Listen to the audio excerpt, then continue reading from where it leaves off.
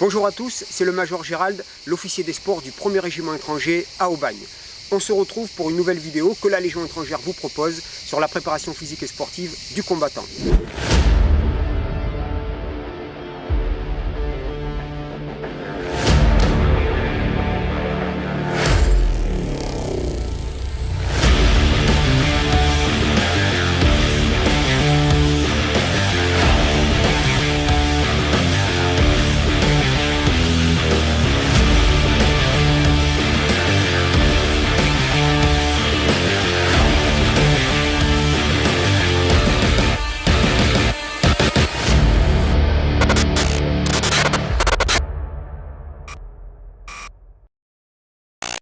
Dans cette vidéo, on n'est pas comme à notre habitude à Aubagne, on est à Carpiane, entre Marseille et Cassis, dans l'enceinte du 1er régiment étranger de cavalerie.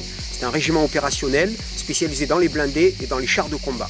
Le commandement du 1er régiment étranger et du 1er REC de cavalerie se sont accordés pour qu'on puisse aujourd'hui utiliser leur infrastructure, notamment le parcours du combattant.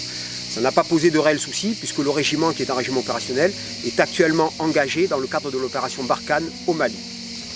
Le parcours du combattant qu'on va vous présenter est le parcours réglementaire français que l'on retrouve dans la quasi-totalité des régiments. Il représente une distance de 500 mètres avec 20 obstacles.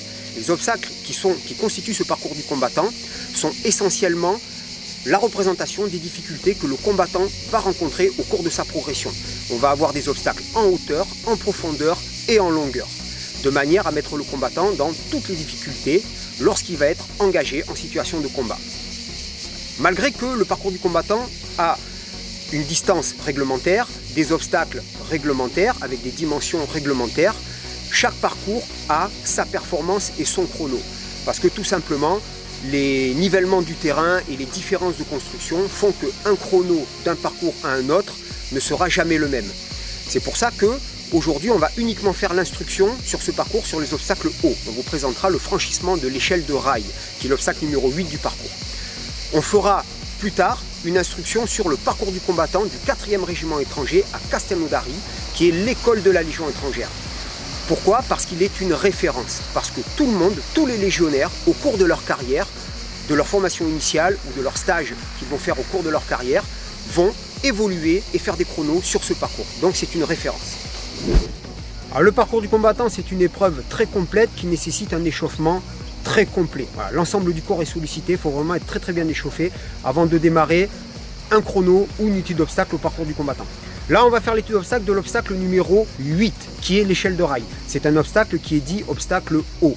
Le parcours du combattant comprend 3 obstacles hauts. Il y a l'échelle de corde, qui est le premier obstacle du parcours, qui fait 5 mètres de haut aussi, l'échelle de rail, qui fait 5 mètres de haut, et le mur d'escalade, plus communément appelé la girafe, pour sa forme avec son cou très long, qui lui fait 4 mètres de haut.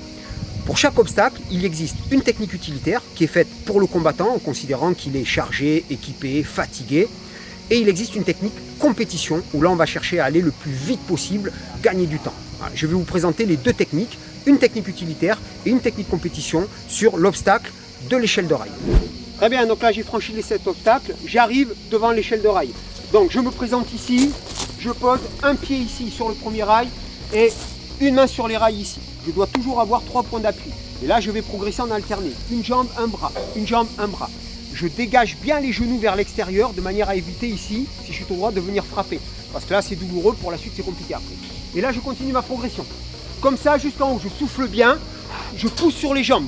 J'économise les bras au maximum, je pousse sur les jambes. Je maintiens ici la barre supérieure et je continue à progresser en poussant sur les jambes. À partir d'ici, je vais me placer en appui ventral sur la barre et la jambe ici en crochetage. Donc les droitiers, côté droit, les gauchers, côté gauche. Moi, je passe en gaucher, donc côté gauche. Ici, la jambe est crochetée. Là, je suis en appui, je suis totalement équilibré. D'accord? Je suis en sécurité, je me tiens. L'autre main, je viens la positionner soit sur le barreau, directement en dessous, s'il est assez près. Là, par exemple, pour moi, il est un peu trop bas. Donc je vais venir positionner la main ici, le pouce vers l'endroit d'où je viens, la zone d'où je viens. Et là ici je transfère la jambe, crochetage en sécurité. Je viens poser le pied, une fois que j'ai récupéré, je tiens à 2 mains toujours la partie supérieure et je fais ma descente, toujours en alterné, même système. Pour le saut, pour la chute, je vais ouvrir là où je me sens. Si je suis capable de sauter de plus haut, je saute de plus haut, je gagne du temps. Si je n'ose pas, je ne veux pas me faire mal ou je suis vraiment fatigué, je peux descendre jusqu'en bas. On va réaliser une ouverture, côté droit ou côté gauche, ça dépend.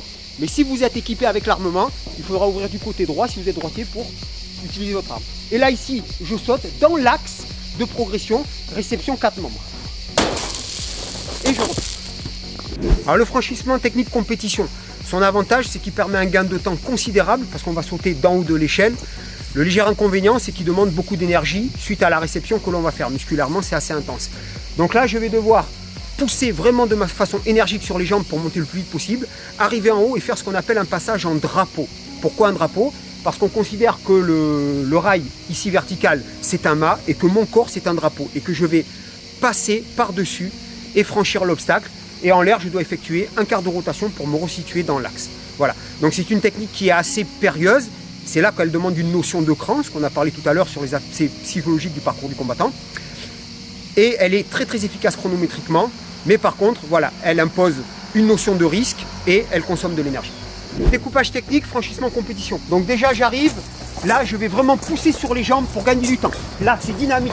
Attention, je dois être bien précis sur mes saisies ici, que si jamais je loupe, je puisse être retenu, d'accord? Si je pars en arrière, j'ai au moins les mains qui maintiennent. Et si là j'ai loupé une jambe, hop, je peux revenir en poussant sur la jambe. Donc arrivé ici, là, je vais directement faire une traction sur les bras, une impulsion, et je me retrouve ici. D'où ici la zone du drapeau. Je vais mettre une main, je me maintiens là, et là le corps est à la verticale. Et là je bascule, bascule, bascule, jusqu'à ce que ça lâche, et je saute de l'autre côté. Voilà.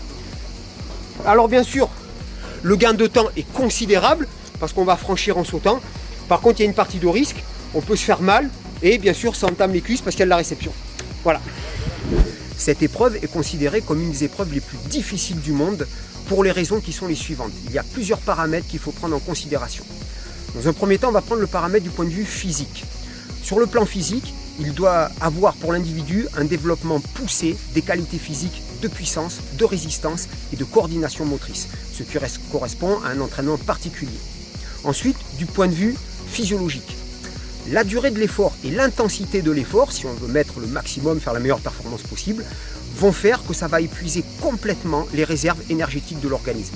On va travailler dans les filières énergétiques et complètement mettre l'organisme à plat. Ensuite, sur l'aspect psychologique, il y a deux aspects essentiels que l'on va retrouver. Le premier aspect est une notion de cran, une faculté d'audace. C'est-à-dire que pour deux individus qui ont les mêmes qualités physiques, s'il y en a un qui a plus de cran pour aborder un obstacle et le franchir, notamment les obstacles hauts, si on saute d'en haut, eh ben ça va faire une différence très conséquente sur le chrono. Ensuite, un deuxième aspect psychologique, on va retrouver la tolérance à la souffrance. Il va falloir accepter cette souffrance pour l'intégrer de manière à obliger le psychologique à aller puiser dans la réserve de secours que conserve précieusement l'organisme, une énergie de secours qu'il ne veut pas donner. Et à ce moment-là, lorsque l'organisme a pu donner cette énergie de secours, on considère alors que l'individu a franchi les limites. Ensuite, il y a encore un facteur qui est indéterminable, c'est le facteur X, la chance du jour J. Parce qu'il y a une distance de 500 mètres, il y a 20 obstacles à franchir et ça ne peut pas se passer bien tout le temps. Il y aura automatiquement une chute, un accrochage et donc le facteur chance a son importance dans la performance au parcours du combattant.